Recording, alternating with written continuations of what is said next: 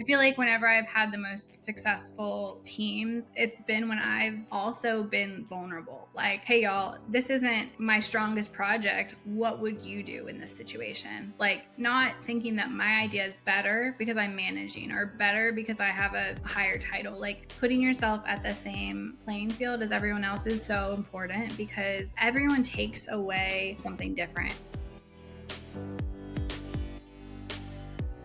In this episode of the Creative Debrief, I sit down with Chelsea Beebe, who is a creative director and creative strategist, and we talk a little bit about her decision to become a full-time freelance creative director and what that journey was like. We also talk about what it's like to be a mom in the creative industry, and she shares some really sage advice to people who are considering making the move to freelance work. All right, everybody. Thank you so much for joining us today on the Creative Debrief. We have Chelsea Beebe, who is sitting down with us today. Chelsea, will you go ahead and tell us about yourself? Yes. I'm Chelsea Beebe. I am a freelance graphic designer, creative director, and a creative strategist. I started a freelance agency about 3 years ago, almost 3 years this year, called Beebe Creative.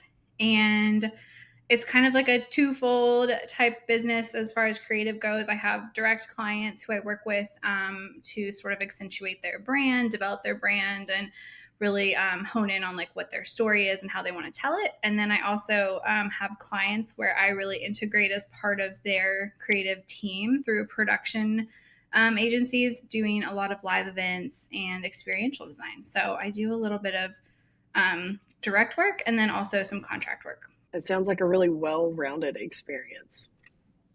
Yes, I have definitely had some, learning points and taken things in stride over the last 3 years of figuring out how these two worlds kind of complement each other and how I can really position myself to be, I like to call myself a creative multi-tool for both my direct clients and then indirect clients, because at the end of the day, I'm still working with the main brand, even when it's through a production agency or a secondary agency. So I like to make sure that I'm just as professionally ready for each scenario. That way I'm not really like leaving anyone with a different type of experience when they work with me. So what made you decide to strike out on your own and do your own thing? Well, I was thinking about that today, and I have really spent my whole life since I was 16 working for someone. It really wasn't a plan of mine to work on my own. It kind of happened organically as I took on a role of motherhood. I really wanted some more flexibility in my life. I wanted to be able to take off when I wanted to for my girls, and really have the opportunities to show them what it looks like to be a strong woman, and also have time to like create with them and be with them and take them to experience things as well. So I sort of stumbled into the world of freelance by way of motherhood. It was something I had considered for several years, but I never really had the thought process to see it through until I became a working mom, and I saw that I needed more flexibility in my life. What is one of the best parts about being a freelancer and being a mother? Oh, the best part, I think, is that I can take a Friday if I want and take them to the zoo or the aquarium, or we can stay home and do crafts. Or if all of us are just not really feeling it, we don't have to go to daycare if we don't want to. I'm glad that I get to kind of have my cake and eat it too. I get to do the jobs that I love and I'm passionate about and be creative, and then I also get to be a passionate mom. So I really feel lucky to have found myself here. And as much as it is luck, it's a lot of taking risks and hoping for the best. And thankfully, I've been in a position where things have worked out well, and I get to do a little bit of both. What would you say during this time as a freelancer that has been one of the best things that you've worked on, or like one of the most fun projects that you've worked on? Oh, that's hard too. Locally, I got to help with the rebranding and repositioning of a local musical group. And I worked with them to develop logo and branding and brand awareness. I helped them think strategically about how they want to position themselves differently than other different groups that are, have similar offerings in the area or maybe even nationally, and how we can really like work to take their brand to a national level past the Chattanooga market. So that was really fun. It was like one of those projects that comes along occasionally and you get to think big picture from a local standpoint, which I really enjoy because there are so many talented designers in Chattanooga and so many talented creatives that I don't think get to always have that opportunity because of larger agencies that are competing for the same market.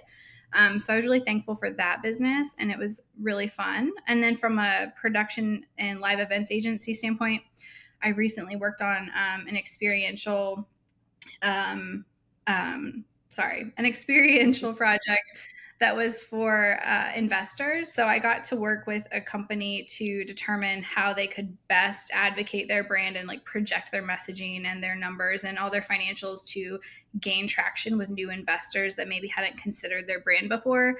And outside of just the presentation component, it was a true like learning and engaging opportunity where people used the product firsthand. I developed and designed, demos and like 5 different demo stations, lots of digital content and graphics, and then worked with them to make sure that the story and the attendee journey was all cohesive throughout. So that was kind of cool and just like on the opposite end of the spectrum of something that was more like an experiential takeaway.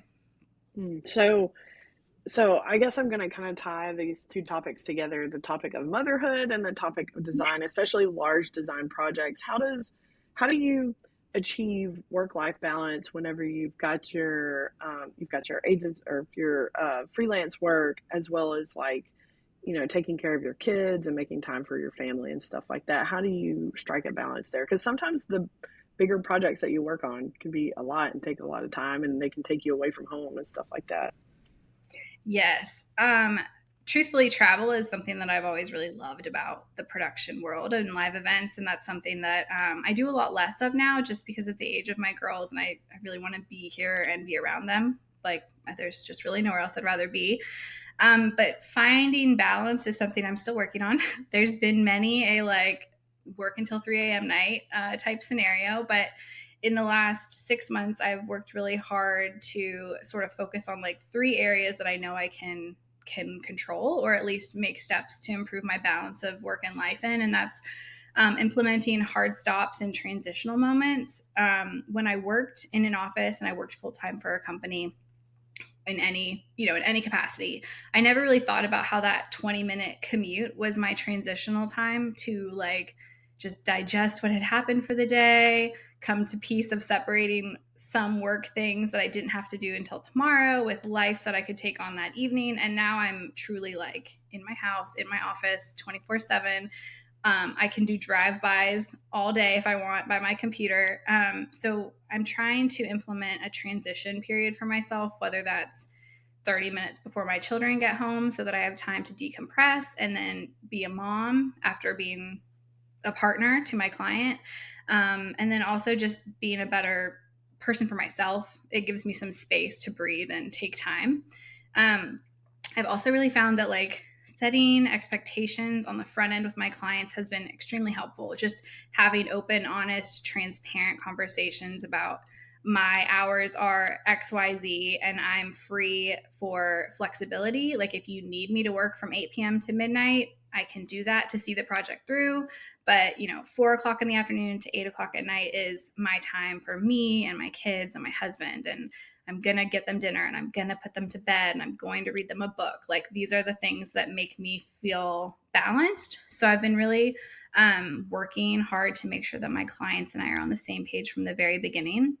And then I'm working on me time, which is the hardest one because, as you know, you're a mom. It's like your brain is never off, it's never on autopilot. Like, if you're not working, you're thinking about what do I need to do for dinner? Or like, do I have enough groceries? Is there milk in the fridge? So I'm trying to find ways to like give myself time for me because I've gone from working full time my entire life to leaving my job when I had my first child to getting pregnant, having a second child, not having maternity leave for that pregnancy. So working as soon as I was physically able, and starting my own agency. So it's not really, I've never really had any downtime to think about like, what do I like to do now? Like, who am I? Used to do a lot of different hobbies that I just can't do now from being old and then also being a mom.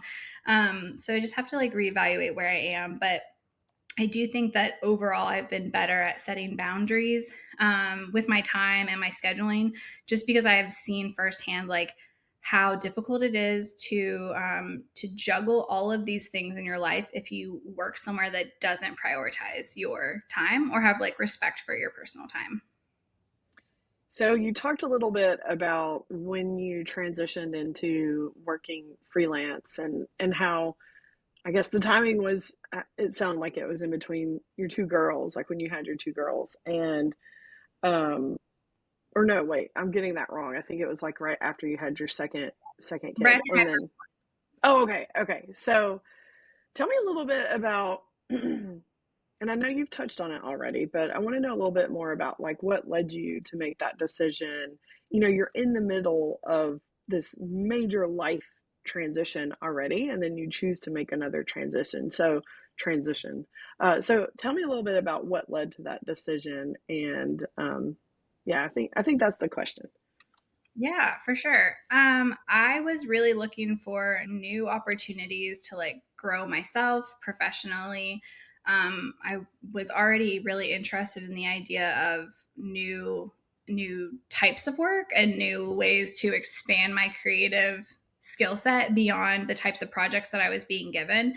I wanted more growth, I guess, more growth opportunity. And so that coupled with becoming a mom and realizing I needed flexibility, I just didn't think that where I was at that moment was going to be best suited for what I wanted to achieve, like in the next chapter. So it was really hard. I had a team at my old job where I just love mentoring and I love leading and I love growing young designers. We had a very talented creative staff. So it was a hard decision to leave something that I had, come to love so much from a leadership standpoint. But I made the decision to like put myself first, and I don't normally do that. So it was out of my comfort zone to say like yes to me instead of yes to another person.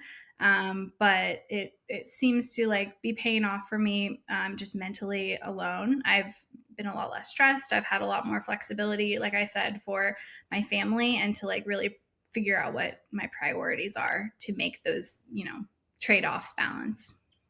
I think it's really good for anyone who's watching this or listening to it to be able to see that someone else has done that. Like maybe they're in a similar situation where they're feeling like it's time to make a move or a change, and to start prioritizing their needs a little bit. Even though they may love their team, and so I think it's really good for them to see that you were able to make that choice and that you're happier, you're healthy, you're in a much better spot than you were before. And not only that, but it's kind of exciting because I think you're pursuing your dreams. And I think that's really important. So many of us say, well, maybe I'll do that later, or maybe if the opportunity arises later. And what you've done is you said, I choose to do this for myself. And I think there's so much power in that. I think it's really important for other people to be able to see you doing that. Thank you. Yeah, it was scary. There's always the unknown of like, am I going to have a job next week? So I'm getting used to the uncertainty and like being comfortable in the uncomfortable. But it's been really nice, honestly, to give me like a new way to refresh and recharge and find my creative energy again. Mm. Yes. Speaking of creative energy, what do you do to replenish your creative energy? It's funny. Those things change sometimes weekly, I feel like. But for the most part, like the constant things for me that do revitalize me are, just making sure that I'm surrounding myself with industry creatives that are like not just doing what I do. Like I always like to double check and check in with myself and check in with my network and make sure that I'm like exploring other opportunities that aren't just the things that I know to do and that I enjoy making or creating. So I've been doing deep dives on the slower weeks into LinkedIn to like sort of like stalk different industry creatives and see what's trending for them or what kind of projects they've been working on that really like inspire them, because it gives me a new perspective to think about. I want to try that. I want to figure out how to do that, or I could implement that into something that I'm already doing in a different way. So I really check in with myself to make sure that I have a diverse group that I'm following from, their industry, where they're from, who they are, what they bring to the table from all sorts of perspectives, not just a design perspective. I've worked really hard to make sure that like the people I bring into my circle are also fulfilling me energy wise, like giving me more energy to be creative and be excited about what we're doing and what we're making. It's easy to like get caught into the negative, especially right now with like, the unknowns around AI and how does that take away from what we offer as designers or creators and stuff like that. So you can really spiral into like the negative very quickly, the same way you can in any aspect of your life. So I just like to make sure that I'm checking in on that.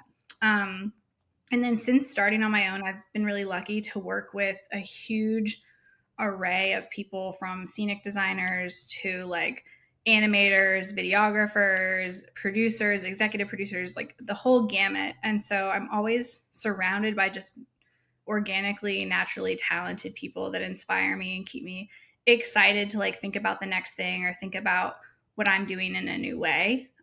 So that's been really fun. And then most recently, I've been sort of tapping into Pinterest Predicts, which is like their new prediction platform sort of element that they're bringing into the fold of what they already offer. And it's really interesting because I've never really thought about it this way, but they truly do like have, a crystal ball into the future, because everyone plans their life on Pinterest. So they Right. really know what the upcoming trend is. And I never really thought about it that way, but that was something that was a good takeaway from some of my recent LinkedIn stalking. So I've been following and clicking through on their platform. Man, LinkedIn really is this treasure trove of knowledge, I think, and not everybody recognizes it as that. Everybody Mhm. uses it for something different, but I find that if you're not actively looking for a job or something like that, there's just so much inspiration and the knowledge share is just phenomenal. So I think, if anyone who's watching this works in an environment where maybe using LinkedIn is not encouraged, I think that it's really important that you do that for yourself and that Yeah. you'll grow from it. So there are other resources out there, but I think that one is kind of a hot topic Yeah. I these days. agree. Yeah. And I feel like there's that, fine line of, do I post more personal things on LinkedIn? Do I post only professional things? And I think it's really a mixture at this point of, to me, I feel like I have more solid relationships and more substantial partnerships with clients when they know a little bit about me. Like it's it's hard at a surface level to look at someone's resume or what they've done and say, "Oh, they check all these boxes," but then maybe they're just not a great fit personality-wise, or with the types of hours that I have, or maybe I can't travel and that's something they need. So I think it's really important to like find a way to integrate personality into what you're sharing professionally too. Yes, that is such sage advice. I love that. It is really difficult, especially for people who are maybe a little bit more shy or a little bit less used to putting themselves out there. I think um, we all, I think, do a great job of selling ourselves short, usually. And Mhm. so that's a really good reminder. So we talked a little bit about the, you said that you wanted different types of work, blah, blah, the last position where you worked. And so you made you made the decision to take a leap for yourself. But has there been any situation, because you're not, I guess what I'm trying to say is you're not working in like a in-house or agency environment right now, but has there Mhm. ever been a situation when you've been working that has maybe been a little bit more unhealthy? We're talking about making healthy choices for ourselves. So has there been a situation that's been a little bit more unhealthy? And if there has, what did you do to overcome that or work through that? Because really it's more about just working through something. Yeah, for sure. I feel like there's a threshold, right, of what can I work through versus what should you work through, and when should you make choices for yourself and like growth for yourself. So, I think there's a lot to be said about a positive work environment, and there's so much talk about toxic work environments at this point. But the reality is that like those scenarios are different for everyone. Like everyone's experience is unique, and the way someone perceives a work environment is unique, even within that one company. So I think it's really important to make sure that if you find yourself in a difficult position, that you do a reality check and realize, that a toxic work environment is the same as a toxic relationship or partnership or any sort of person in your life. And those types of people don't always change. So it's not really fair to yourself to expect the environment to change. So at that point, you really just have to like measure what is worth for you. Like, what do you enjoy out of it? What do you not enjoy? Do you want to see something different? Is this something that you can advocate for? Or is this something that like you might have to step away? And you kind of have to just be comfortable to make that decision. Um, Anytime I've found myself in a situation like that, whether it's, minimizing how I'm feeling or feeling like I am, a little bit diminished in my creative spirit, or I'm feeling like someone isn't giving me the opportunities that I think that I, am ready for, or that kind of thing. I just like to take a step back and make sure that I'm looking at the things in the situation that I can control. And then, just continue to show up and continue to do the work and let your work speak for yourself and let your work shine through. Because at the end of the day, that's what's going to make an impact. And if your clients are happy and your projects are going well, then you're doing a good job. And if you show up for yourself and you show up for yourself before anyone else, you'll ultimately always know how to make the right decision in that area, I think. It's really important that you don't gaslight yourself. Like, listen to your gut, listen to your intuition. If you're like, this doesn't feel like I'm getting the recognition I deserve, or I'm not getting the types of feedback that I need, like, speak up for yourself and advocate. And if you find yourself sort of falling on deaf ears, like that might be one of your signs, right? So you just kind of have to look at what that tolerance is for you and what that means, because everyone's experience is different. Everyone's experience is valuable, and it shouldn't make you feel like you need to devalue how you're feeling just because somebody else might be having a great experience at the same company. So I think that's important. And I think through the various jobs that I've held, I've had several jobs in the course of post college and even during college that have provided different, perspectives on work environment. It's the people who come to work authentically themselves and with an empathetic mindset and an empathetic leadership style. Like, those are the leaders and the colleagues and the mentors that at the end of the day you want to surround yourself with. And that's what's going to take you the furthest. I was literally just about to ask you, what are the elements of a good, healthy work environment? um I guess, like, the professionalism of everyone being able to bring ideas to the table. No idea is a bad idea. Like, everyone's idea can be heard and valued. I think that's my perspective on being a leader. And I think everyone has something to contribute. Otherwise, you wouldn't have been hired in the first place. Like, you wouldn't be there if your thoughts and your opinions and your creative style or your leadership style wasn't valued. Like, you wouldn't be there. So it's important to like remember that, and also like build other people up at the same time. Everyone's idea has something to offer. Everyone is going through something. We are all doing our best. Everyone is showing up. And, as long as you're truly putting in the work and you can say at the end of the day that you did everything you can, then everyone should be in a much happier place as far as a company goes, as far as a work environment goes. In leadership, I feel like it's cliche, but truly, like, company culture comes from the top down, and like leaders make the impact that changes the middle management, and the middle management trickles down into the like junior management and then our entry level employees. And everyone's role matters, and everyone is, imperative in carrying out good company culture. But it really comes from the top down. So if you have a staggered team that's really heavy in leadership and not in the middle, you're going to see the repercussions of that, as far as the trickle down to the more entry level positions, because you're not going to have those bridges of communication to keep people feeling like open and connected and valued in their work.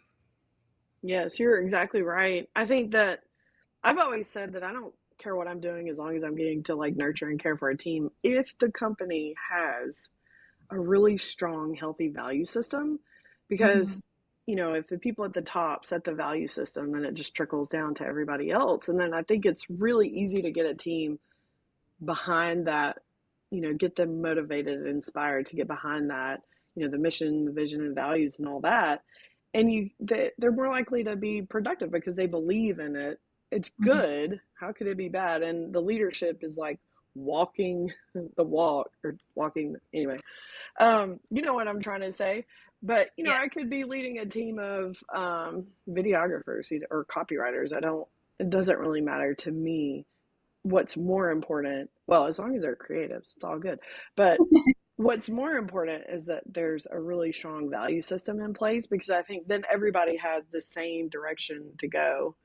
Mm-hmm. And if they feel really good about the leadership and what they're saying, then I think they have more psychological safety too, and they're more productive, they're happier, they, like you said, they're willing to show up, they're there, and everybody kind of like does their part. That's the dream, right? Yes, absolutely. I feel like whenever I've had the most successful teams, it's been when I've also been vulnerable. Like, hey, y'all, this isn't my strongest project. What would you do in this situation? Like, not thinking that my idea is better because I'm managing or better because I have a higher title. Like, putting yourself at the same playing field as everyone else is so important, because everyone takes away from a conversation something different. I always like to have my team on calls. I always like to have them hear direct client feedback, because at the end of the day, like, I might have missed something, and that's okay. And you might have missed something, and that's okay. And when we come together to figure it out, that's what makes it a better product at the end of the day. And that's what matters. And that's how you inspire people to grow and inspire another set of leaders that want to have the same approach to, like, garnering trust, creating a solid team, and, like you said, just being able to feel confident in following the leadership that you have. Yes, absolutely. Oh my gosh. I love that so much. And I think you touched a little bit on servant leadership. Like, you are there to lean on your experts, right? You're there to organize everything and keep the wheels turning, keep everything moving. But your experts are the one that create the work. And I love that you're saying you like your team to have direct contact with the client. So you're tearing down barricades or eliminating blocks, that they have to the client, so that the work can be better and the relationships can be better, and hopefully the clients are happier that way. But I absolutely love that aspect of leadership. So this is a complete divergence from what we're talking about. Maybe not totally complete, but we haven't touched on it yet. How do you deal with self-doubt? There are a lot of creatives of all experience levels who deal with self-doubt. Mm-hmm. And, I think we were talking a little bit earlier about not gaslighting yourself. So there's a little bit of a tie in there, I think.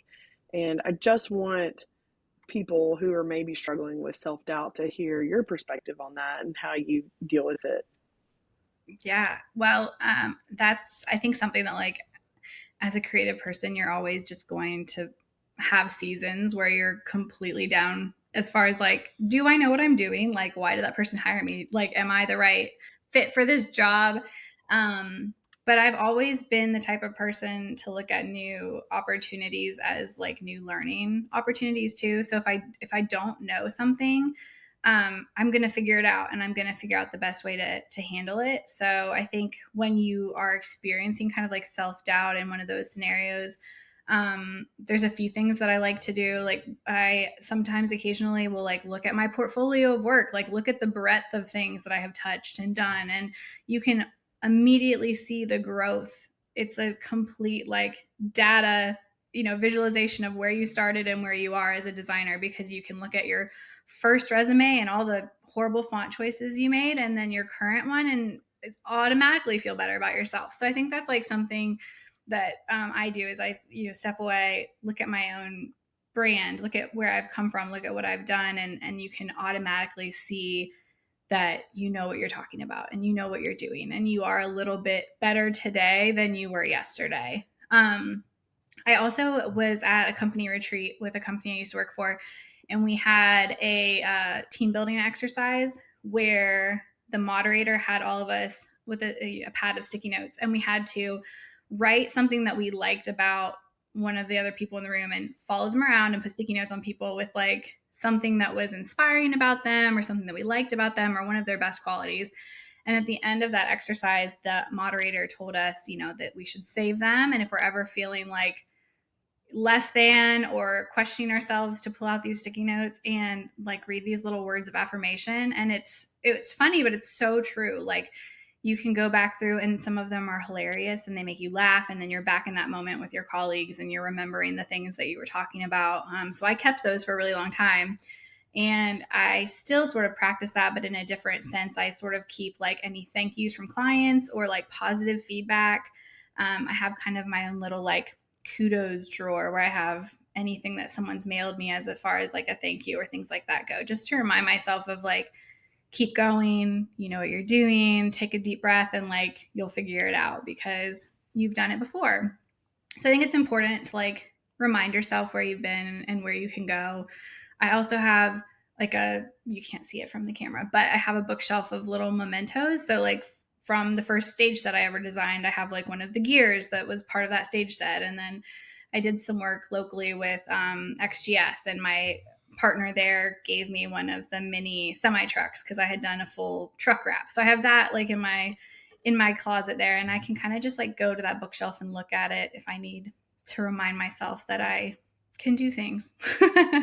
I love that. I think that especially for people who are a little bit more isolated, say like, what you're doing with freelancing, we need ideas for how to keep that positive encouragement coming in and how to hang on to that and be reminded of it because it doesn't happen every day, and I think it's good to have that, but we can't rely on it because it doesn't happen all the time. And so how do we create that encouragement for ourselves, or how do we remind ourselves of that encouragement so we can really like cling to it? I think that's so important for keeping our morale and energy up as freelancers. And I love the post-it note idea in the group. I just think that is the most wonderful thing ever, and I hope that more people use that.